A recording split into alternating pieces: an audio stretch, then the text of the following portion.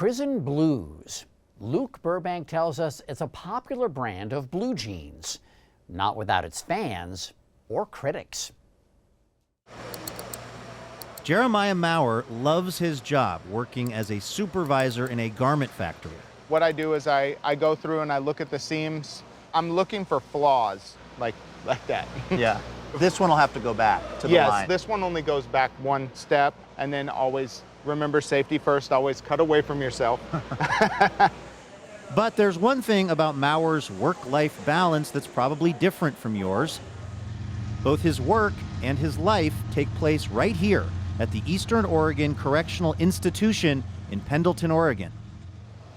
It's very normalizing. I come to work 8 hours a day, 40 hours a week. I mean, in several instances, it's not even like I'm in prison. My days go by fast, my weeks go by fast.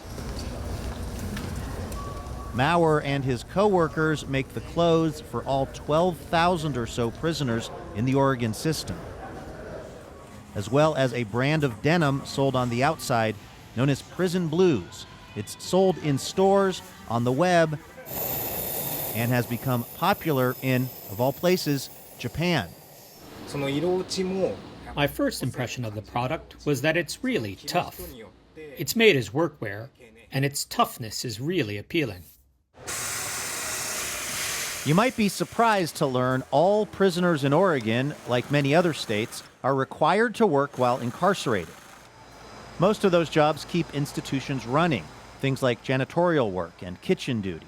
And in Oregon, those jobs are paid with points that prisoners can redeem at the commissary. But the jobs with Prison Blues, which is run by an agency called Oregon Corrections Enterprises, those jobs are voluntary. They're highly sought after, and they're paid in actual money. Have you been able to save some money through this? I have, yes. There are some people that live paycheck to paycheck, but I'm pretty simple as far as what my tastes are. Chris Cipher is working an embroidery machine, which could pay him up to $400 a month. That is after the state takes its money for room and board and restitution for victims. Is there a kind of a personal dignity thing about going to a job that just kind of changes your mentality in here? Absolutely. If you don't have that money because you have a small job, a low-paying job like working in the scullery or other ones that don't pay very much, having to ask for money from the outside, it can break the heart sometimes. That's right. Inside prison, you can save money or go broke, just like a lot of people do living on the outside. Then there are the 7 states, according to the ACLU, that don't pay prisoners at all for most jobs. And in those places, refusing to work can lead to loss of privileges or punishment, which critics say amounts to forced labor. Labor that we on the outside benefit from. If you go to a public university, you may be sitting on furniture, dorm furniture, produced by incarcerated people. Jennifer Turner is a researcher at the American Civil Liberties Union. If you are in law enforcement, you may be wearing a bulletproof vest or in a car that's been serviced by incarcerated people. And if you go to the supermarket, you may be buying milk that came from cows that were milked and raised by incarcerated people. An AP investigation last year found that a lot of prison work, especially in states where it isn't paid, can be dangerous and demeaning, like picking cotton in the blistering sun or working in unsafe facilities with minimal training. According to Turner's research at the ACLU, incarcerated labor produces at least $2 billion worth of goods and at least $9 billion worth of services every year. Because the supply chain is challenging to track, so much produced by incarcerated people ends up in our supermarkets, in our government buildings, and elsewhere, and we are buying these products and using those services without realizing it. The fruits of this labor is all around us, and we constantly benefit from it, but we don't know it. Not to mention the impact on the labor market, where a prison crew, say fighting wildland fires in California, will always be earning less money than a group of non-incarcerated firefighters, driving wages down potentially. It feels a lot of the times like we're being more treated as like free labor. I try to put that in perspective for some of the staff out here. Is like, well, what if you had to come here but not get paid?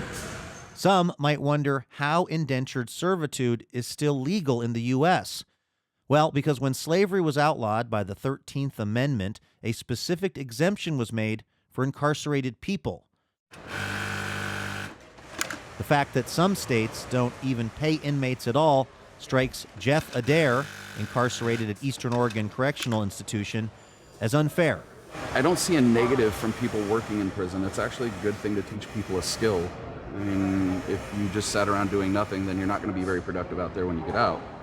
But at the same rate, I feel that if it's going to be a job, they should be compensated just like anybody else. Doesn't matter where we're at, whether we're in here or out there. We're still people.